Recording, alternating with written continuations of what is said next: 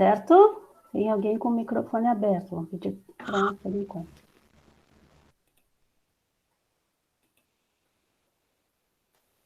Certo, pessoal. Então, agradecemos a presença de todos, tá? Uma boa tarde a todos. Ficamos muito felizes com essa grande adesão ao nosso evento, tá?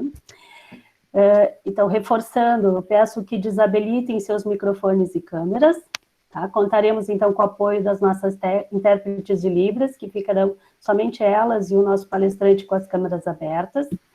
Aproveito essa oportunidade para agradecer imensamente a Deise e a Thaís, que prontamente, né, nessa correria, estão nos auxiliando na tarde de hoje. Em nome da comissão organizadora, gostaríamos de agradecer a presença de todos, então, em nosso evento, que foi planejado na forma de distância em função da característica ímpar que estamos vivendo. Neste momento em que todos estamos sofrendo com as restrições impostas pela pandemia, gostaríamos de nos solidarizar com as famílias das pessoas que foram acometidas por esse terrível vírus e com os profissionais das mais diversas áreas que estão atuando para manter a vida.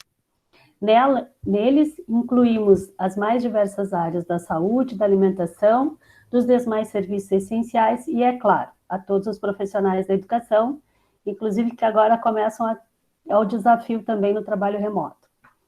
Mas o que parece ainda mais estarrecedor é que neste momento de pandemia, no qual a solidariedade se faz mais relevante e urgente, ainda vivemos situações que nos remetem a retrocessos e acentuamento das diferenças, nos remetem ao século passado, em que pessoas são mortas pela cor da sua pele. Todos devem estar acompanhando, por meio das mídias, as fortes manifestações que acontecem nos Estados Unidos. Mas aqui em nosso país, um garoto é morto pela polícia dentro de casa, e este menino passa a ser apenas mais um número. Chamando a atenção a este fato, para que João Pedro não seja mais um número, queremos deixar nossa homenagem aos familiares de João Pedro Matos, porque aqui consideramos que todas as vidas importam. Pensando nesse cenário em que uma pandemia transforma a nossa rotina, somado ao fato de que, ainda hoje, pessoas são discriminadas e mortas por questões sociais, raciais ou de gênero, planejamos uma programação especial.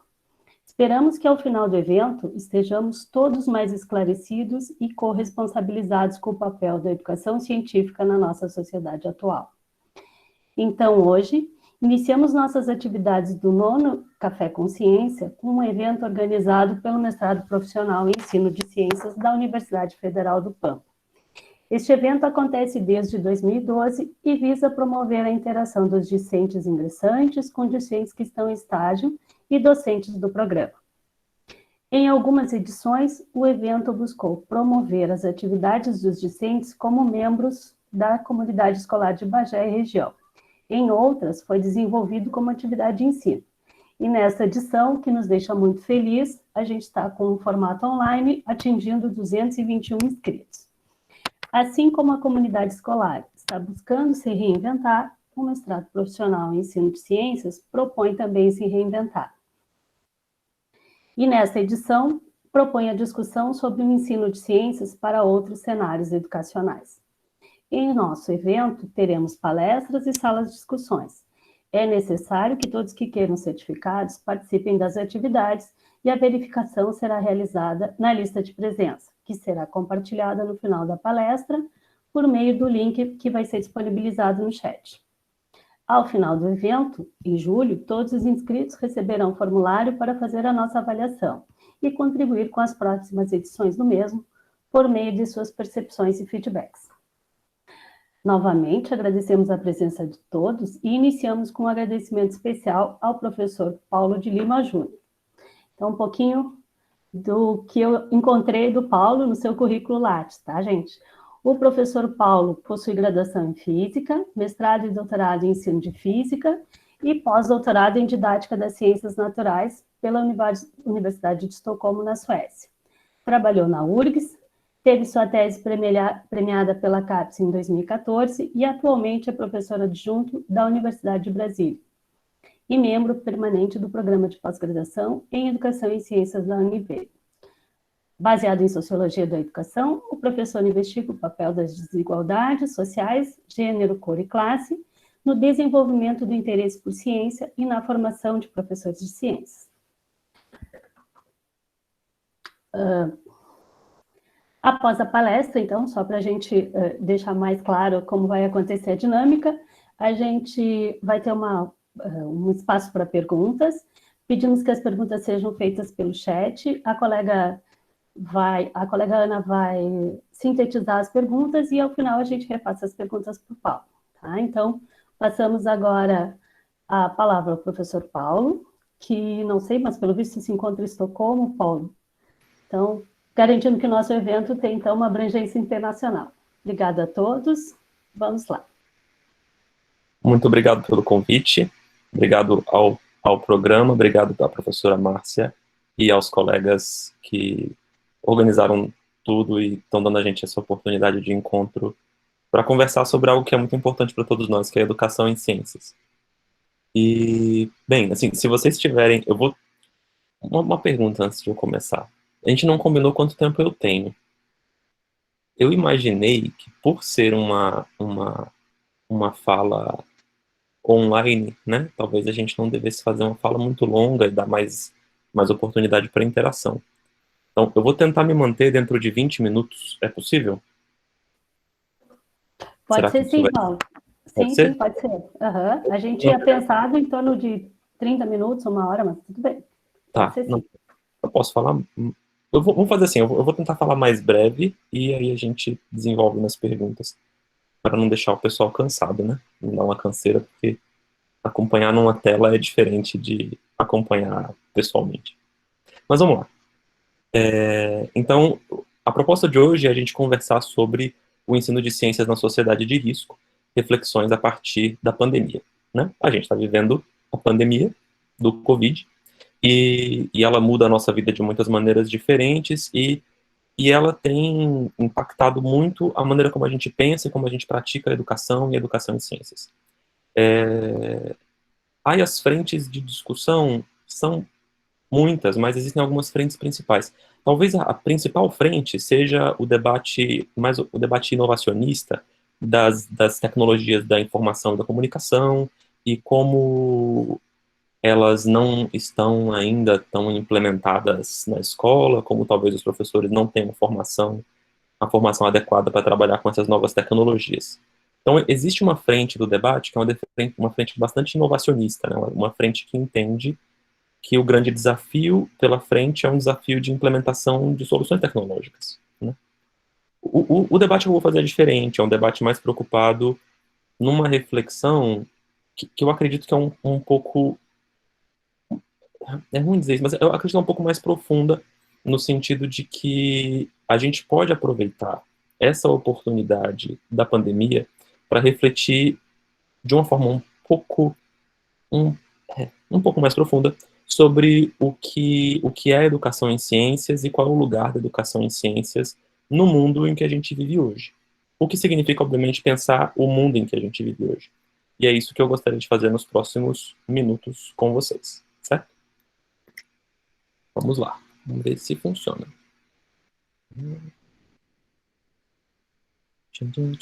Olha, não funcionou. Funcionou. Olha que bonito isso. Então tá. Enfim, então eu vou começar falando um pouquinho sobre algumas abordagens que costumam ser consideradas mais ou menos dominantes na educação em ciências, na pesquisa em educação em ciências, e que também ajudam, enfim, tem um papel muito importante para a gente pensar como que é a educação em ciências nas escolas, ou como ela poderia ou deveria ser. A primeira grande tendência, podemos dizer que é a tendência hegemônica do ensino de ciências, pode ser chamada abordagem cognitivista à educação em ciências. Ela tem como característica a gente pensar que aprender ciências é um processo de aquisição de conhecimento. É um processo estritamente cognitivo, onde o aluno entra em contato com um corpo organizado de conhecimentos, preparado pedagogicamente, de forma otimizada, interessante, inteligente, num material didático, numa certa apresentação, numa forma de apresentação de uma aula, e, portanto, o ensino de ciências tem como objetivo fazer com que, dentro de um certo limite de tempo, de espaço, de esforço, contribui para que os alunos adquiram da forma mais duradoura o conhecimento que eles precisam aprender. Então, assim, essa abordagem cognitivista é muito útil, obviamente, né? Porque aprender ciências tem a ver com pensar, tem a ver com a maneira como a gente pensa, tem a ver com processos cognitivos, sim. Mas ela tem várias limitações. Uma delas é que, estão falando aqui das limitações, então, assim, uma das limitações dessa abordagem cognitivista é que ela deixa de fora, bem, ela deixa de fora tudo que não é cognição, ela deixa de fora o afeto, a dimensão afetiva do aprendizado, as questões identitárias, preocupações com minorias geralmente são menos importantes dentro da lógica cognitivista, que é uma lógica de otimização dos processos, né? É uma lógica de otimização do processo de aprendizagem. Então, numa abordagem cognitivista, o melhor ensino de ciências é aquele que ensina mais ciência aos alunos em menos tempo. E, os dois tempo. tá.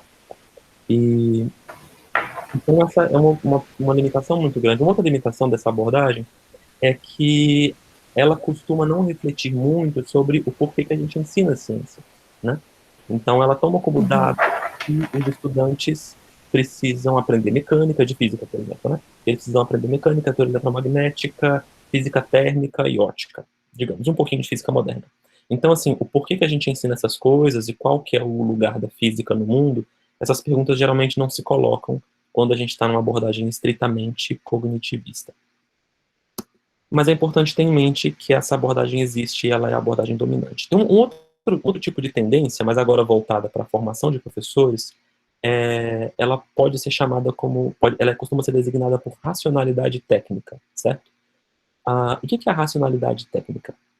Ela é um conjunto de coisas bastante diferentes. Mas, em geral, a racionalidade técnica diz respeito a todas as pressões que tentam trazer para a escola, e mais especificamente para a formação de professores, um processo fabril de produção, quer dizer, um processo de fábrica, de linha de produção. Então a gente começa a pensar, dentro da racionalidade técnica, a educação em ciências e a formação dos professores de ciências como um processo do tipo linha de produção, um processo como naquela imagem do filme dos tempos modernos, do Chaplin, que está representado aí. Então a gente pode, por exemplo, pensar que a educação ela é um processo que toma alguns insumos, inclusive os estudantes, certo? E você vai submeter esses estudantes a algum tipo de procedimento, e depois desse procedimento, esses estudantes vão sair transformados. E você é capaz de medir essa transformação por meio de testes padronizados e avaliar se os objetivos educacionais foram atingidos.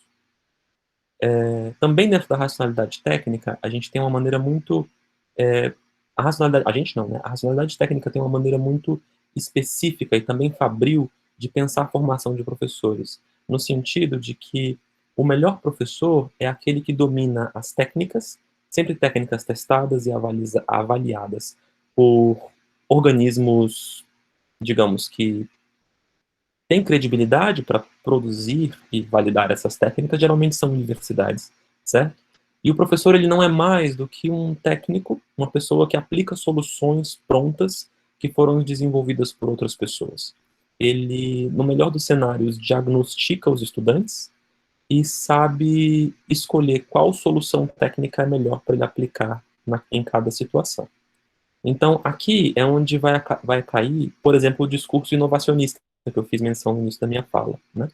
Esse discurso que pensa que melhorar a educação em ciências é a gente formar os professores para usar novas ferramentas, assim, foi esse o tempo em que a gente formava os professores para usar o Moodle, né? Na universidade a gente estava voltando um pouco a essa discussão, mas, enfim, eu não vou dar exemplos, porque os meus exemplos vão ser sempre muito desatualizados do ponto de vista técnico e tecnológico, mas existe sim essa preocupação de que a formação dos professores esteja voltada ao uso e à implementação de ferramentas técnicas prontas, testadas e validadas, certo? A isso nós chamamos de racionalidade técnica. E como eu já falei, enquanto expliquei, ela tem certas sérias limitações, né? No que diz respeito à formação de professores, a gente pode pensar, pode lembrar que a racionalidade técnica, ela se opõe, ou existem duas frentes que se opõem a ela. Então, tanto pessoas que pensam a formação de professores como um processo mais carregado de liberdade individual, então a gente pensa os professores como pessoas, como pessoas capazes de produzir saberes próprios a partir das suas próprias práticas, tanto também num barco um pouquinho diferente, mas também oposto da racionalidade técnica. Existem autores que, às vezes, influenciados por leituras da Escola de Frankfurt, mas também outras leituras de herança marxista, ou, enfim, de leituras de ciências sociais, outras, vão entender que é interessante destacar o papel ativista e engajado do professor como um ator político da escola, certo? Um ator comprometido com a emancipação e a libertação da comunidade onde ele está trabalhando, certo? Aí você pode colocar os freirianos também, que são personagens importantes do pensamento educacional brasileiro. Então, de certa maneira, em termos de pensamento educacional, existe uma grande oposição à racionalidade técnica, mas por motivos estruturais de como o sistema educacional está organizado no Brasil e no mundo, a racionalidade técnica é o discurso dominante, né? Ela é a lógica que governa, por exemplo, as grandes avaliações, o Enem, né? Todos esses grandes processos de certificação nacional, eles costumam ser uma ferramenta importante dentro dessa lógica da racionalidade técnica, a qual a maioria das pessoas que pensam educação no Brasil hoje se opõe. Existe uma outra tendência super interessante, que também tem seus limites, né? Que de forma muito injusta tem sido criticada nas redes sociais, né? Eu acho super importante criticar os marxistas. Na minha formação inicial, acho que eu posso dizer que eu acreditava que eu seria um marxista, mas é difícil a gente ir a público dizendo, né, se colocando nesse lugar de ex-marxista, e daqui a pouco vão te dizer, não, esse cara é tipo, como é que é, o Reinaldo Azevedo, né, da educação. Não, não, pelo amor de Deus, não é por aí não. Mas a verdade é que o pensamento marxista, ele tem e tem contribuições importantíssimas para a educação brasileira, para o pensamento educacional brasileiro, justamente porque o nosso país é um país de desigualdades enormes e, enfim, é importante a gente pensar essas desigualdades de classe na nossa educação. E, de certa maneira, assim, o pensamento marxista, ele se opõe muito claramente a essas duas tendências hegemônicas que eu citei no começo, tanto a perspectiva cognitivista quanto a racionalidade técnica, certo? Então, na perspectiva cognitivista, vocês vão achar, por exemplo, que vocês devem ter estudado a escola de Vygotsky, a teoria da atividade, o Leontiev, a abordagem sócio-histórico-cultural, todas essas bandeiras, né, são herdeiras do pensamento marxista em psicologia do desenvolvimento. E são muito importantes para a gente pensar o que é aprender ciências para além dessa lógica de aquisição de conhecimento, né? Então, essas pessoas, essa frente inspirada por Marx, indiretamente, de alguma maneira, né? Mas sim, sem dúvida inspirada pelo pensamento marxista, eles vão pensar que vão colocar na comunidade a ideia que existe hoje de que aprender ciências é aprender a participar. Então, assim, ao invés de você pensar em termos de aquisição de conhecimento, eu tenho que aprender a adquirir conhecimento para fazer uma prova, né? Então, assim, os objetivos mais interessantes de aprender e ensinar ciências talvez sejam relacionados à participação. Aprender ciências é aprender a participar, é aprender a falar cientificamente, é aprender a se posicionar, é aprender a tomar decisões cientificamente informadas, certo? Numa sociedade de classe, numa sociedade com desigualdades de gênero, de cor, certo? Uma sociedade onde controvérsias científicas estão o tempo inteiro, como a gente está vendo nessa época do Covid muito claramente, estão o tempo inteiro aparecendo na nossa porta e demandando que a gente, enquanto cidadãos, nós enquanto cidadãos, que a gente se posicione com relação a elas, certo? E também, então mais especificamente daí a escola de Frankfurt, também de influência marxista, ela é muito importante para criticar a racionalidade técnica na formação de professores, certo? E assim, não posso deixar de tentar arranhar, né, os limites do pensamento marxista. Como eu falei, assim, sublime, né, não me identifico nem um pouco com o Reinaldo Azevedo, mas eu me afastei do pensamento marxista por decisão, por escolha, né? E é muito difícil a gente apontar limites do pensamento marxista, porque ele é muito difícil de se definir, mas algumas coisas, alguns dois motivos me fizeram me afastar dessas leituras. E chegar na leitura, que é essa que a gente vai discutir hoje, que é a da sociedade de risco, certo? O primeiro motivo é que eu percebi, e eu acho que não é difícil a gente perceber, que o pensamento marxista ele é um pensamento, ele é um programa de pesquisa regressivo, né? Existe uma tendência um pouco ortodoxa dentre as pessoas que se reivindicam marxistas, na educação em ciências, inclusive, né? A gente pode discutir isso depois no nosso diálogo. Mas um outro problema, que para mim foi o mais importante, assim, o que me atacou de forma muito pessoal, é que eu comecei a sentir que a ideia de classe e consciência de classe não me ajudava mais a pensar a relação que eu vou estabelecer com os meus alunos. Por exemplo, né, qual foi a experiência de vida dela? Há várias experiências, eu vou dar um exemplo, tá? Mas são várias que caem nessa mesma categoria que eu vou descrever agora para vocês e que me fizeram com que eu me reorganizasse totalmente, né? Eu venho de uma formação, assim, do ponto de vista pessoal, né, para além de trajetória, muito antes de vir para a universidade, eu estudava teologia da libertação e eu era muito, me identificava muito com o pensamento progressista cristão da década de 50, esse mesmo que produziu figuras como Paulo Freire, entende? Então, o Paulo Freire, a forma como o Paulo Freire escreve, a abordagem dele, que se tornou uma grande inspiração, hoje muito perseguido, né? Mas se tornou e ainda é uma grande inspiração para o pensamento educacional brasileiro, sem dúvida a maior inspiração, nasceu dentro desse pensamento progressista cristão da década de 50.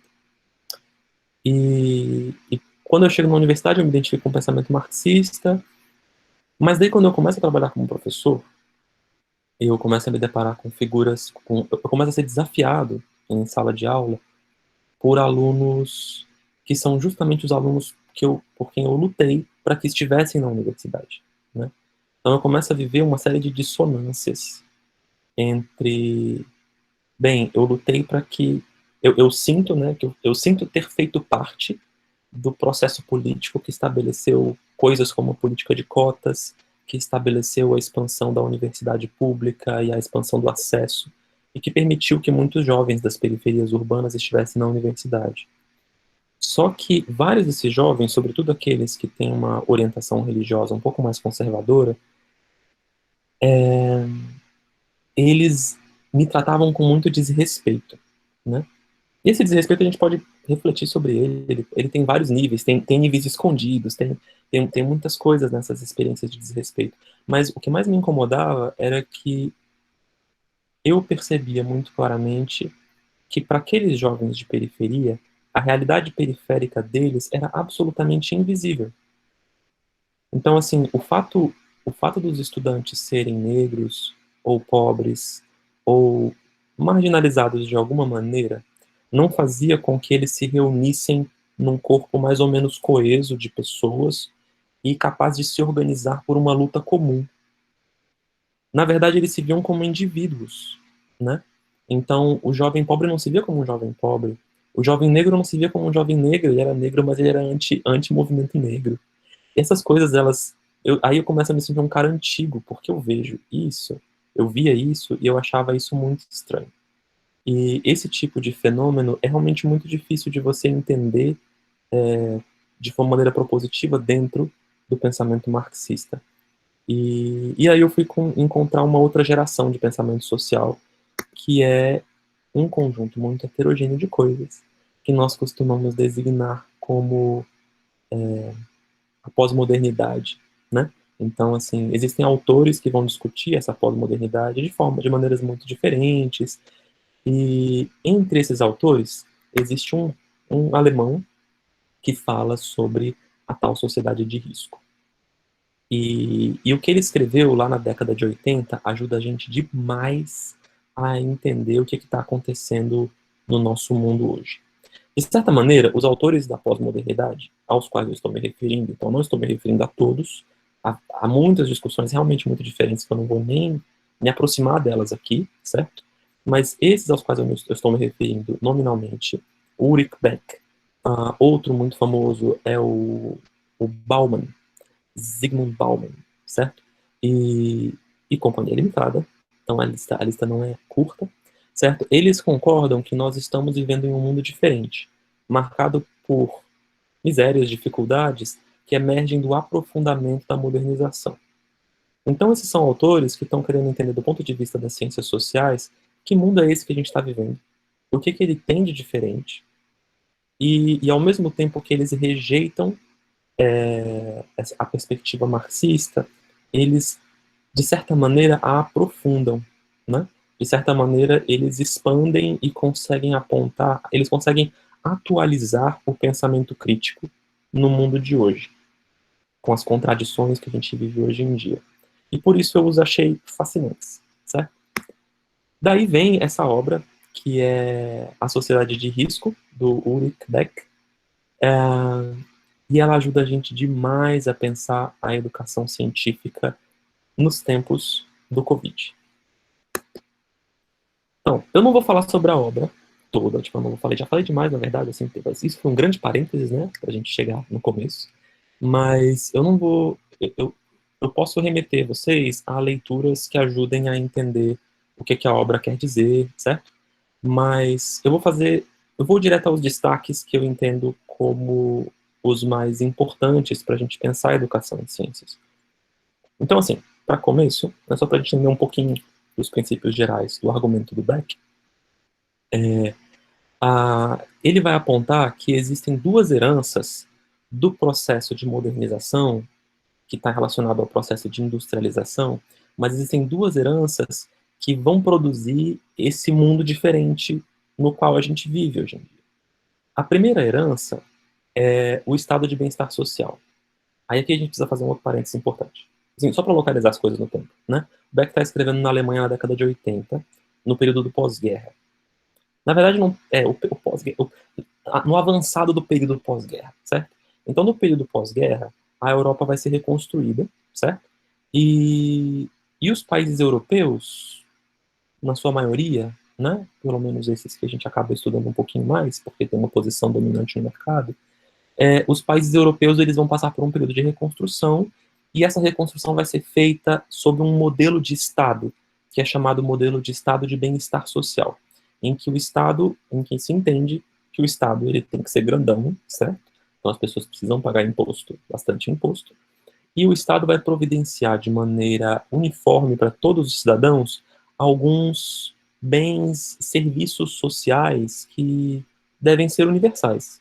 Aí isso vai variar um pouco de país para país, assim. Por exemplo, exemplos de serviços. O Estado tem que garantir segurança, o Estado tem que garantir educação, o Estado tem que garantir saúde, né, de alguma maneira.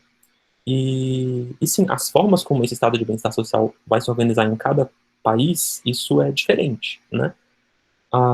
Em alguns países, como aqui na Suécia, essa organização é muito forte. Então, eles ainda vivem no estado de bem-estar social. Eles têm um sistema de saúde que é um pouco parecido com o nosso, assim, é um sistema de saúde tipo um SUS, de altíssima qualidade, que deixa os suecos muito felizes, né? Mas também conhecendo o sistema deles e conhecendo o nosso, a gente precisa reconhecer que o nosso sistema é muito bom também, né? O nosso sistema não fica muito atrás. Então, esse tipo de política pública ou política de Estado vai se estabelecer principalmente no período do pós-guerra nos países europeus. E, obviamente, vai produzir uma série de transformações sociais. Por exemplo, a miséria vai sendo tremendamente reduzida e o desemprego vai sendo controlado. Quando você consegue estabelecer políticas de seguro-desemprego, seguridade social, né, estar desempregado deixa de ser um sinônimo de morte, né, um sinônimo de estar largado na morte, de depender da boa vontade dos parentes, não, não é isso. Porque você tem um seguro-desemprego, você tem condições de se reposicionar no mercado, você tem condições de estudar. E, e esse tipo de política do estado de bem-estar social é algo que no nosso país, muito recentemente, a gente viveu assim, en passant, certo? De alguma maneira, a gente viveu durante o governo do PT, certo?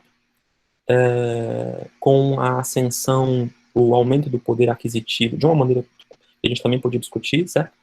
Uma maneira muito discutível, mas com o aumento do poder aquisitivo das classes C e D, né? Então, todos vocês têm idade para lembrar disso. E essas mudanças todas provocam efeitos que são um pouco inesperados. E é um pouco sobre isso também que a sociedade de risco fala. O que muda nas relações das pessoas e na forma como que muda a ação política quando a sociedade sai desse estado de escassez e miséria e vai para um estado onde as condições mínimas de existência estão mais ou menos garantidas. As pessoas não estão mais morrendo de fome, ou tanto, né? As pessoas já têm na Alemanha, nessa época, na década de 80, elas já tinham, os trabalhadores, eles já conseguiam juntar dinheiro, conseguiam viajar, certo? Conseguiam gastar com coisas que só as pessoas muito ricas poderiam gastar, antes dessa mudança no estado de bem-estar social. E uma coisa muito parecida, análoga, aconteceu no Brasil. E o que acontece depois também é muito parecido, né? Um outro efeito da modernização, muito relacionado à industrialização, é o desenvolvimento científico e tecnológico, que nos interessa muito, né? O desenvolvimento científico e tecnológico, ele também está associado ao estabelecimento do estado de bem-estar social. Então, a gente tem, por exemplo, o desenvolvimento dos meios de transporte, né? O desenvolvimento de tecnologias da saúde, o desenvolvimento de... O que mais? São tantas coisas que a gente acaba esquecendo. Mas eu vou ficar com o transporte e saúde porque eles são dois polos importantes do Covid. Porque vejam só, a pandemia não seria pandemia se os meios de transporte não estivessem tão desenvolvidos. No Brasil, talvez a gente não sinta isso tanto, mas aqui na Europa é muito barato você viajar. Então, assim, hoje o euro subiu, né, pra gente, né, porque a nossa moeda está muito desvalorizada, mas com 25 euros você compra uma passagem de avião e você vai para qualquer país da Europa.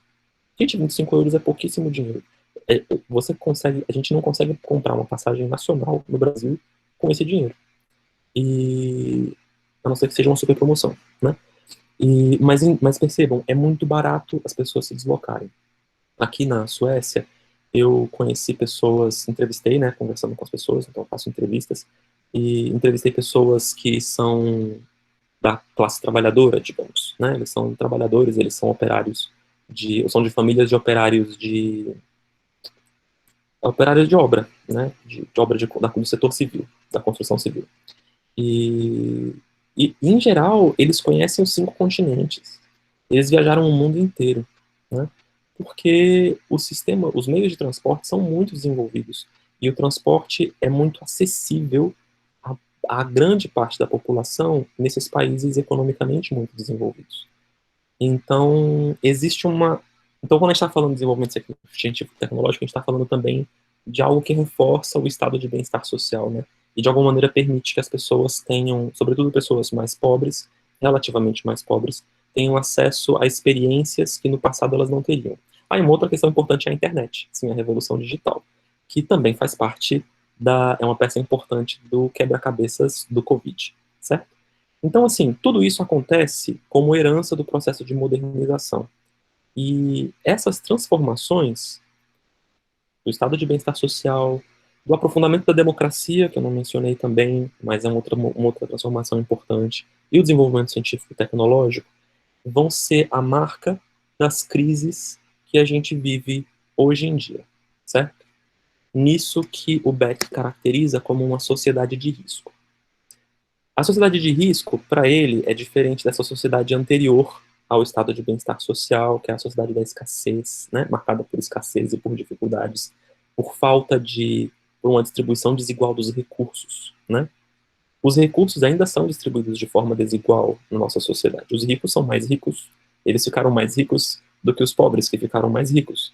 Mas o fato de os pobres não serem mais miseráveis e das pessoas mais pobres, em algumas formações sociais, terem condições de se manter, se divertir, viajar e experimentarem coisas na sua vida que os seus pais e avós não tinham, não puderam experimentar, certo? Isso muda tudo.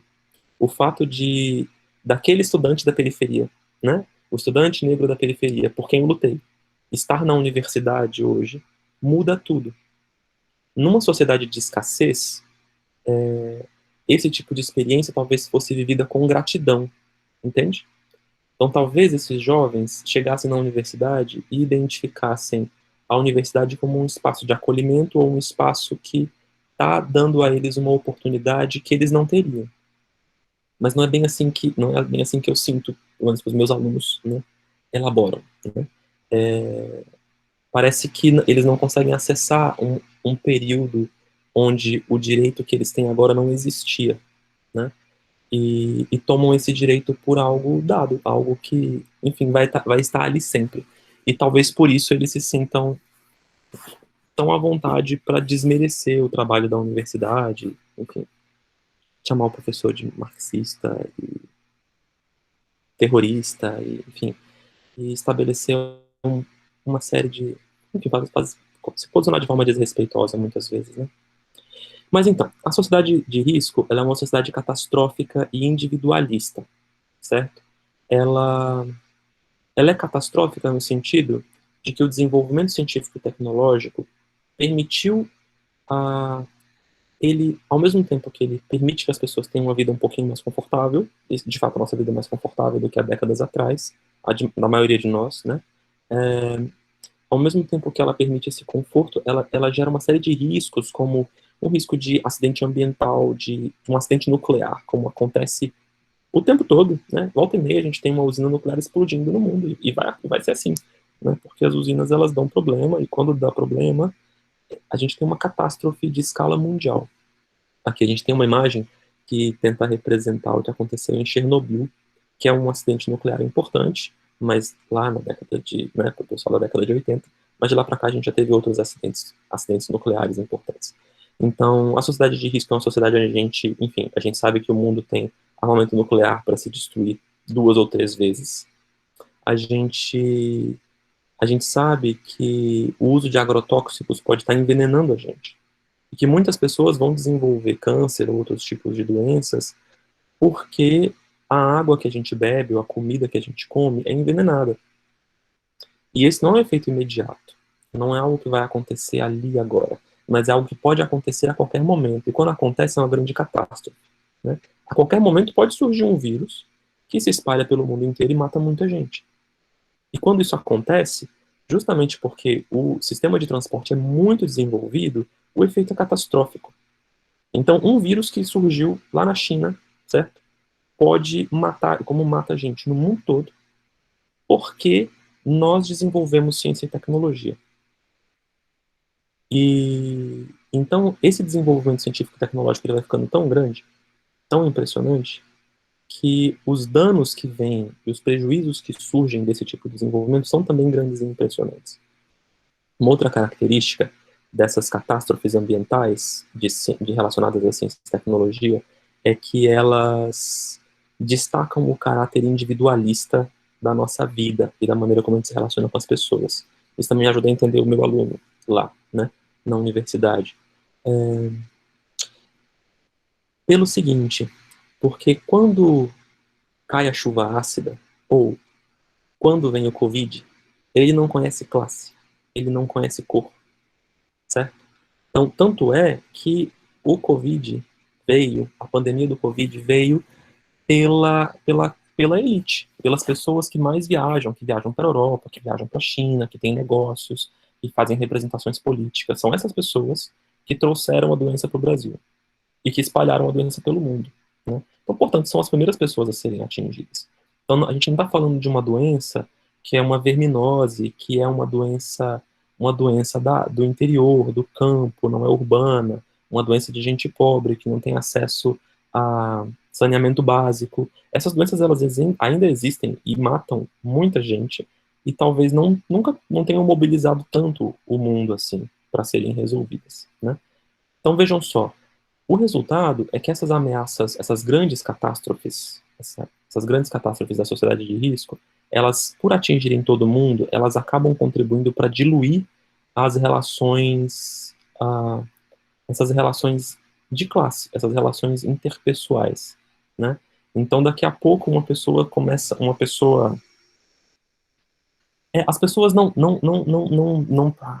se os grandes desafios são desafios ambientais que atingem todo mundo, não faz muito sentido a gente esperar que as pessoas comecem a se associar por classes econômicas. Mas elas vão se associar por outros motivos, como, por exemplo, por identificação religiosa, talvez esse seja o maior motivo de associação hoje no Brasil, né? Ou por razões totalmente, não sei, aleatórias, né? E então essa possibilidade da gente mobilizar os cidadãos em função da sua classe, mobilizar os cidadãos porque eles são pobres, porque nós somos pobres, porque os cidadãos são negros, são mulheres, são homossexuais, essas possibilidades vão ficando mais remotas. Então tá. Quando a gente está falando de sociedade de risco, a gente está falando de riscos muito específicos. Por exemplo, né? Não quer dizer que no mundo não tenha existido riscos, não tenha havido riscos o tempo todo. Então, a expedição do Colombo era uma expedição que tinha riscos, certo? Mas aqui, esse risco da sociedade de risco que o Beck traz, né, e que eu estou contando para vocês agora, é um risco especificamente relacionado ao desenvolvimento científico e tecnológico. E ele é um risco que também só pode ser percebido por meio de ferramentas científicas e tecnológicas. Vamos falar do Covid, mais especificamente, né? Então, está bem claro já que a pandemia só é pandemia porque os meios de transporte estão super desenvolvidos e as pessoas estão andando de avião enlouquecidamente, né? É só por isso. Não fosse por isso, a pandemia não seria pandemia. A doença tinha nascido e morrido na China. Não aconteceu. Por outro lado, tudo o que a gente sabe sobre a pandemia, a gente só sabe por meio da ciência. Tudo, tudo, tudo, tudo, tudo, tudo. Então, por exemplo, essas análises que a gente... Eu costumo consultar os gráficos, né? Esses gráficos de quantidade de morte em função do tempo, valores acumulados, aí você põe em escala logarítmica, né? Para você ver se o crescimento é exponencial, sustentado, se ele está diminuindo, se ele está sofrendo algum tipo de amortecimento. Então, assim, ó, esse tipo de leitura, assim, as pessoas estão morrendo de Covid, mas às vezes você tem um outro parente que faleceu. Eu tenho um tio-avô, eu sei que é tio-avô, muito distante, que veio a falecer nesse período da pandemia. Mas, de maneira geral, aqueles milhares de pessoas mortas não são pessoas que todo mundo tem acesso, né? E mesmo se tivesse, seria uma, duas ou três pessoas na sua família que vieram a óbito. A escala que a gente tem da quantidade de mortos só vem por meio do mesmo aparato, não o mesmo aparato, mas por meio de um outro aparato científico e tecnológico, que são os hospitais, que são os exames, né? Como é que você sabe se uma pessoa morreu de Covid? Você precisa ter um teste para identificar a presença do vírus na corrente sanguínea daquele cidadão, para identificar a presença de anticorpo. Isso é ciência, né? Como que você faz para decidir se as pessoas devem ficar em casa ou não, se pode abrir o comércio ou não? Você precisa decidir isso baseado em modelos epidemiológicos. E isso é ciência. Do mesmo jeito que o transporte, o avião é ciência, entende? Então, o risco, ele tem a ciência é muito importante para a definição do risco. E o risco, ele reorganiza todas as nossas relações sociais na contemporaneidade. E o interessante da relação com a ciência é que a ciência é ao mesmo tempo produtora de riscos e ela é a única ferramenta da qual a gente dispõe para solucionar os riscos que a ciência criou.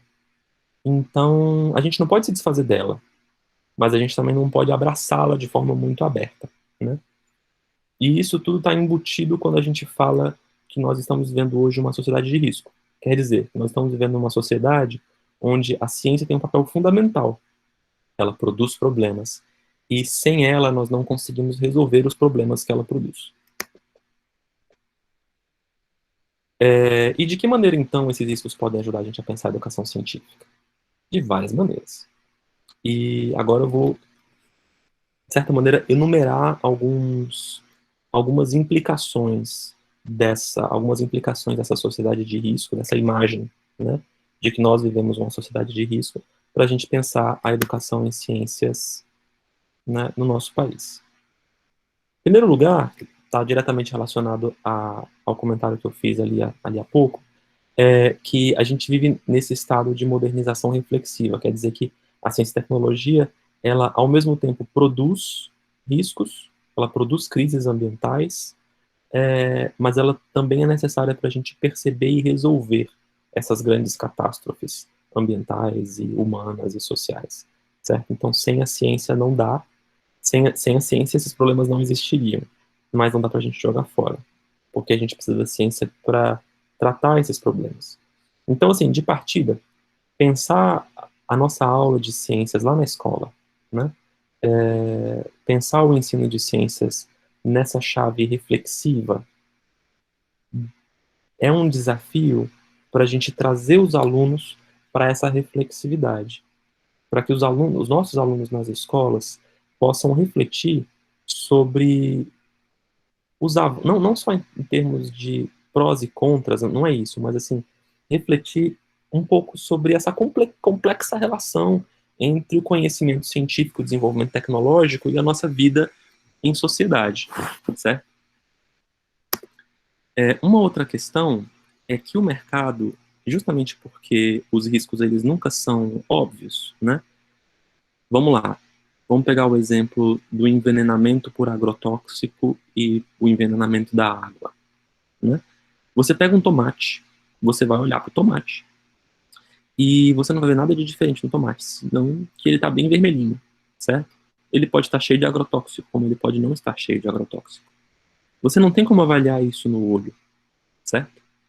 Você precisa, de alguma maneira, você precisa acessar algum tipo de conhecimento especializado, você precisa conhecer a procedência desse tomate, você precisa saber como é feito o controle de produção dele, talvez ter acesso a laboratórios que façam testes de resíduos de agrotóxicos, de presença de residuais de agrotóxicos nos alimentos.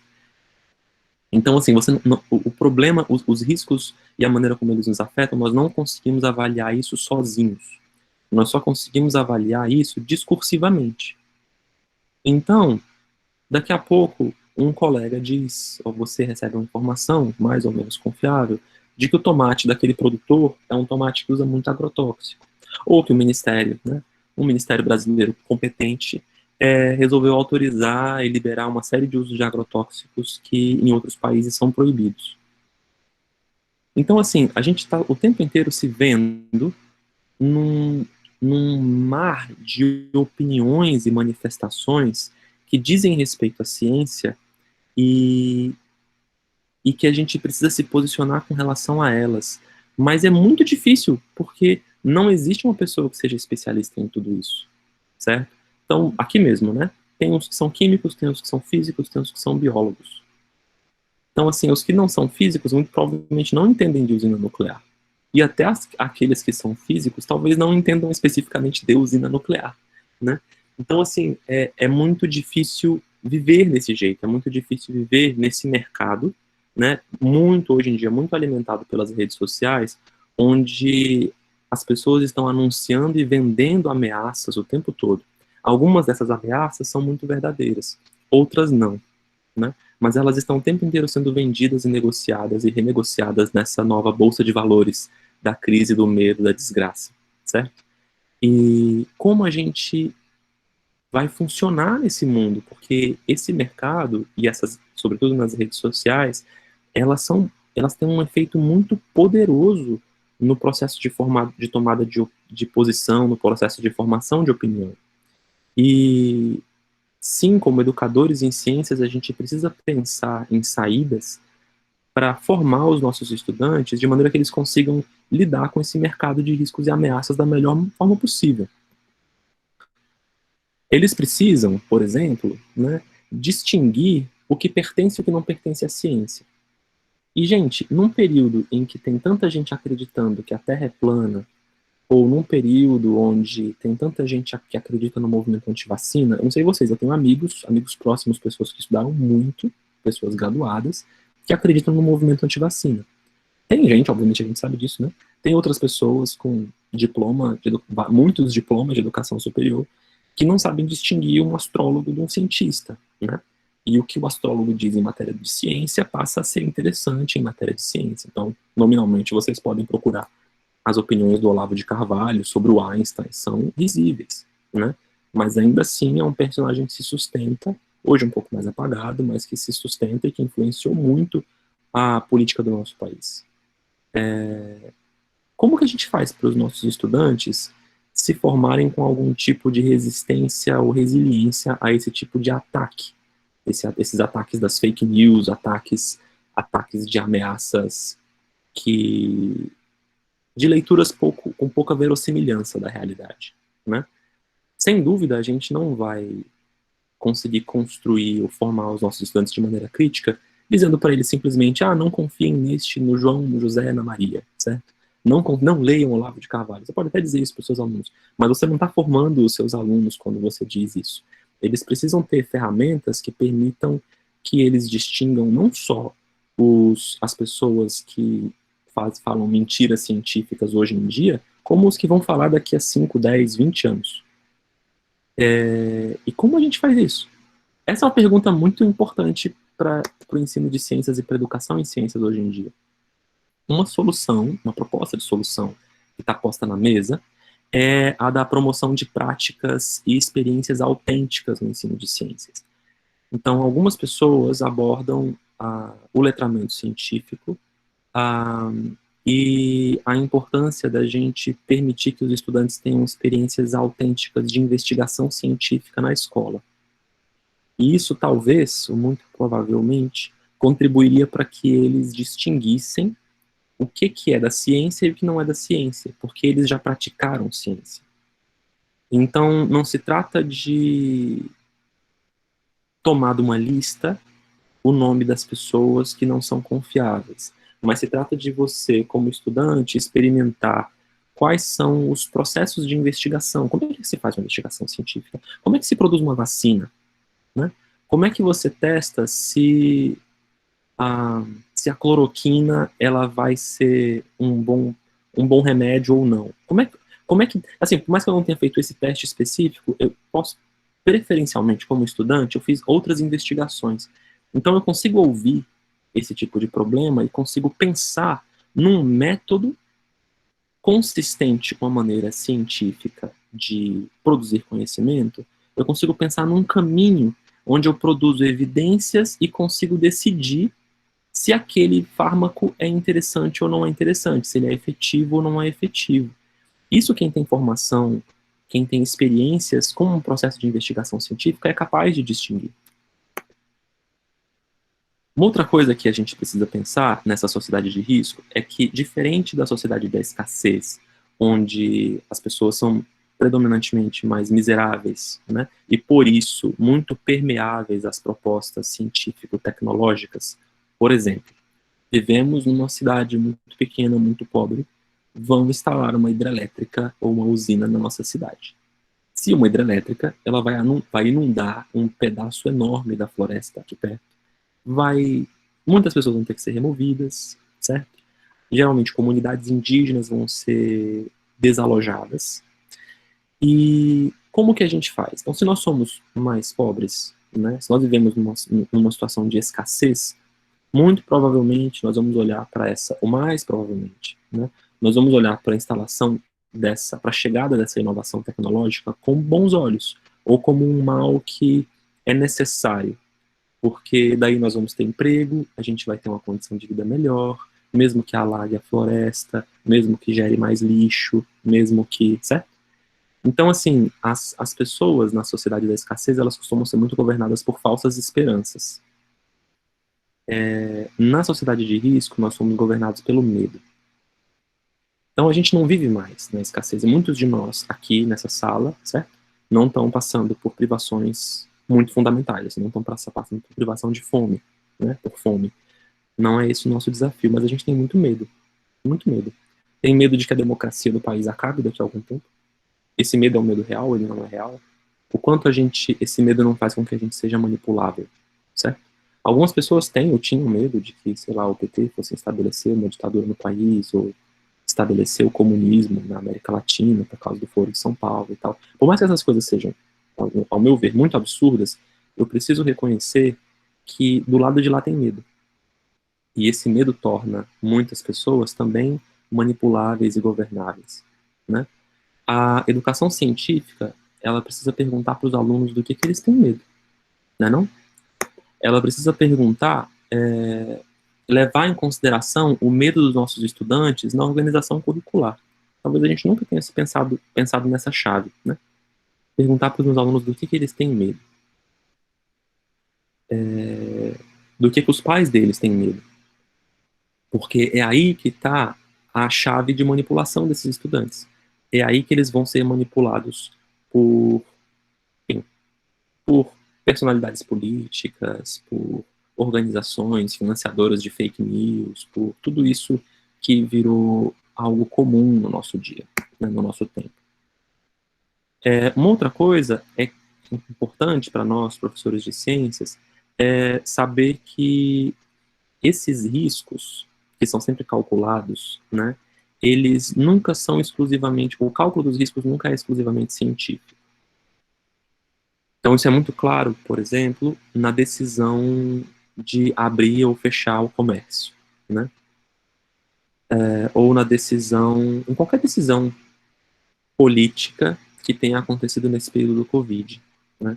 A gente diz, por exemplo, que alguns países tiveram um desempenho muito bom no controle do Covid. A Suécia não é um desses países. Talvez a Dinamarca, a Noruega, a Finlândia, os outros países nórdicos sejam exemplos bons, a Suécia não é, que é onde eu estou aqui, né? Mas a verdade é que até mesmo nesses países que são considerados de referência, pessoas morreram. Então, quando a gente vai olhar, né, para essas decisões de quando fecha e quando abre o comércio, quando fecha e quando abre o transporte, a gente esbarra na realidade de que mesmo as soluções que mais preservaram vidas, elas sacrificaram algumas. Isso quer dizer que todo cálculo de risco, ele envolve uma decisão sobre quantas pessoas nós aceitamos que podem morrer. Com os agrotóxicos não é diferente. Ou um outro, para não repetir o exemplo, o uso de raio-x. Então, todo mundo torceu o pé um dia, talvez tenha torcido um pé, ou talvez tenha tido uma ameaça uma suspeita de pneumonia, né? Então você vai lá e bate uma chapa de raio-x. Toda vez que você faz um exame por imagens desse, você tem uma chance pequena de desenvolver câncer. Todo mundo tem. Só que essa chance ela é tão remota que a gente diz que vale o risco. Mas nenhum procedimento desses é seguro, no sentido de que você pode ter garantia de que você vai sair dele inteirinho. Não. Você pode sair com câncer. Então você vai tomar a sua aguinha aí da torneira, talvez ela esteja envenenada, e existe algum risco de que você, e não as pessoas da sua casa que tomaram a mesma água, que você desenvolva uma certa doença por conta do envenenamento da água. E então, assim, isso é a natureza do risco. O risco é algo que pode acontecer, vai acontecer a uma fração pequena da população, geralmente, e em algum momento nós decidimos que certas pessoas podem morrer. Nós decidimos que os mais idosos podem morrer. Não é assim um problema tão grande, né? Porque as pessoas que mais morrem são as pessoas com mais de 60, 70 anos de idade. E até agora só 20, 30, 100 pessoas no Brasil morreram com menos de 18 anos de idade. Então nós fizemos duas escolhas. Nós escolhemos que é razoável que os idosos morram e é razoável que 100 e poucas pessoas mais jovens morram. Isso a gente acha aceitável. Entende? Então, assim, é isso. Vocês podem não achar isso aceitável, ok? Mas assim, o que eu quero chamar a atenção é que quando a gente começa a calcular riscos e estabelecer margens seguras do uso de certas substâncias, do uso de certos procedimentos que, em alguns casos, vão gerar morte, a gente está escolhendo, sim, uma certa margem aceitável de mortes. É isso que implicitamente se faz nos cálculos de risco. Para finalizar, ou quase finalizar, a sociedade de risco, ela requer saber que o aprofundamento da democracia produz uma crise na ciência. Então, assim, isso a gente não pode discutir mais na nossa conversa. Mas o que acontece? A ciência, é importante a gente saber disso, né? A ciência, ela não é democrática. Ela não é democrática, ela não foi construída, ela é uma instituição moderna, no sentido de antiga, né, no sentido do passado, e ela foi construída, ela é construída, assim, não é qualquer pessoa que tem voz na ciência. A participação é super regulada, e vocês sabem disso, né? Então, assim, para você ter algum tipo de voz em ciência, você primeiro vai ter voz em algo muito específico, que é aquilo em que você se especializou. Você vai fazer um mestrado, vai fazer um doutorado, e depois de fazer um doutorado você vai ter que conseguir um emprego de pesquisador, talvez no Brasil um pesquisador, um professor de universidade, uma universidade federal. No exterior existem outras opções, mas você vai precisar conseguir essa posição. E depois de um tempo você ainda precisa publicar um pouco, precisa remar um pouco, até que você comece a ser um pouquinho reconhecido como alguém relevante num certo tema muito específico, certo? É assim que se faz ciência. Ciência não se faz no voto. A ciência não é democrática, entende? Você não decide se um fármaco funciona ou não democraticamente. Não é assim que funciona. Mas o que acontece? Também na onda do estado de bem-estar social, a gente vive um aprofundamento da democracia, que em princípio não é ruim, né? Então as pessoas, elas estão cada vez mais reivindicando a participação ativa em questões que lhes dizem respeito.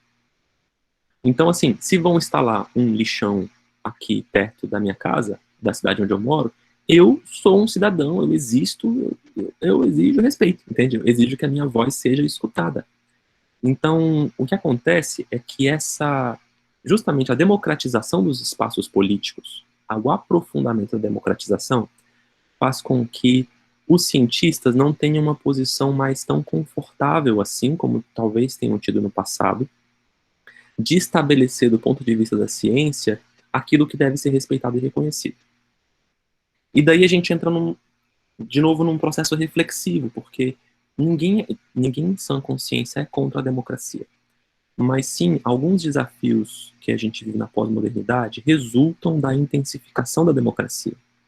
Um outro bug democrático que a gente vive é quando alguém aparece, como acontece, né, cada vez mais comum, né, aparecem pessoas na rua usando do seu direito garantido pela democracia e do qual eu não abro mão, né, reivindicando que a gente tem uma ditadura, homenageando o torturador, né? É isso. Então, assim, ó, percebam, isso, mas por que isso acontece? Por que tem gente na rua homenageando o torturador? Isso acontece porque a democracia está aprofundada. É louco isso, né? A gente costuma achar, não, peraí, mas a gente vai acabar, tá prestes a viver um grande golpe militar. Ou talvez até venha um golpe militar, o Brasil não é para amadores, né? Mas a leitura mais razoável do que a gente está vivendo agora, nesses momentos até às vezes muito histéricos de manifestação política conservadora, é que essas manifestações, elas só existem da maneira como existem porque a democracia foi aprofundada. Porque todo mundo concorda, inclusive quem é totalmente contrário a essas posições, que todos os cidadãos têm direito a se manifestar em via pública, de forma pacífica, têm direito a se reunir, certo? Ninguém vai discordar disso. E é justamente porque esse entendimento é muito consolidado que essas manifestações muito malucas conseguem acontecer. Agora, é claro que existem limites no regime democrático. O regime democrático ele tem seus problemas, a gente precisa discutir quais são esses problemas. Por exemplo, a gente costuma... Primeiro, assim, o regime democrático ele não é ele não é uma... Ele certamente é o melhor dos regimes disponíveis, mas ele não é um regime perfeito, né? Ele não é um regime perfeito porque, por exemplo, quando a gente estabelece de partida que todas as pessoas têm o mesmo poder num processo de tomada de decisão, né? A gente põe no horizonte isso, né? O ideal é que todas as pessoas decidam de forma uniforme e igual, né?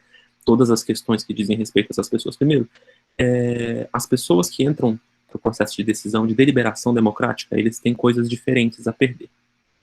Exemplo, né? A gente vai ter um congresso que vai decide,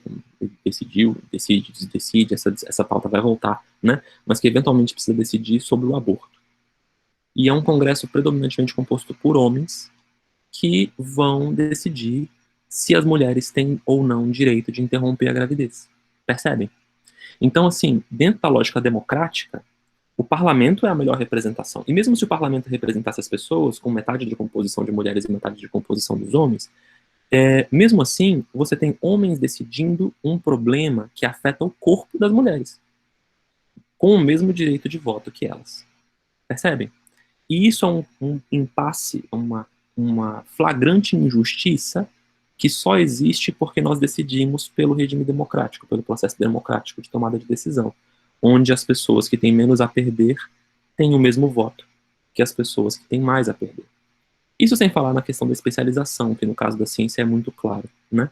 Então, se a gente fosse decidir no voto se a cloroquina deve ser mantida ou não, algumas pessoas têm condições de julgar de forma competente o uso desse fármaco e testá-lo com evidência empírica e tal. A maioria das pessoas não tem. Mas é isso. Mas a gente não vai abrir mão da democracia. Então, talvez esse tipo de discussão seja interessante da gente fazer também, de alguma maneira, em sala de aula, né? Acho que agora, para fechar mesmo, nossa, falei 1 hora e pedi 20 minutos. Isso é uma pessoa que, né, precisa desenvolver melhor a sua capacidade de previsão do tempo.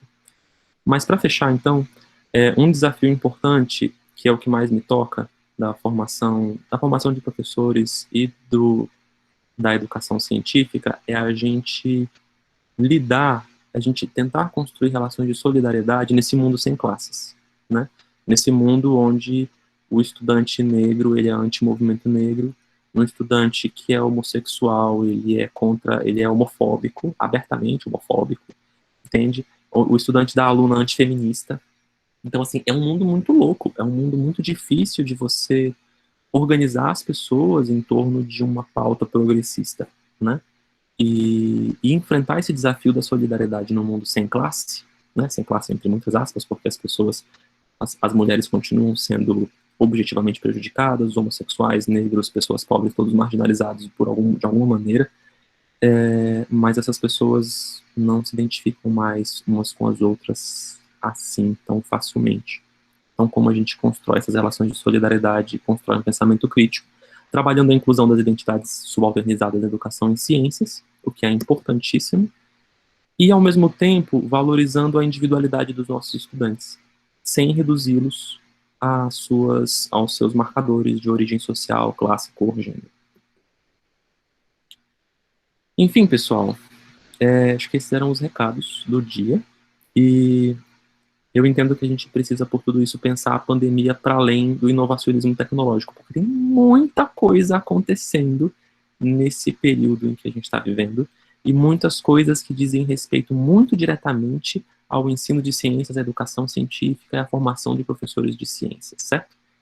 É isso. Vamos pensar juntos o lugar da ciência no mundo. Vamos trazer essa gurizada para pensar com a gente, que vai ser muito bom. Muito obrigado pela oportunidade, obrigado pela paciência de vocês. Desculpa por ter estourado tanto o tempo.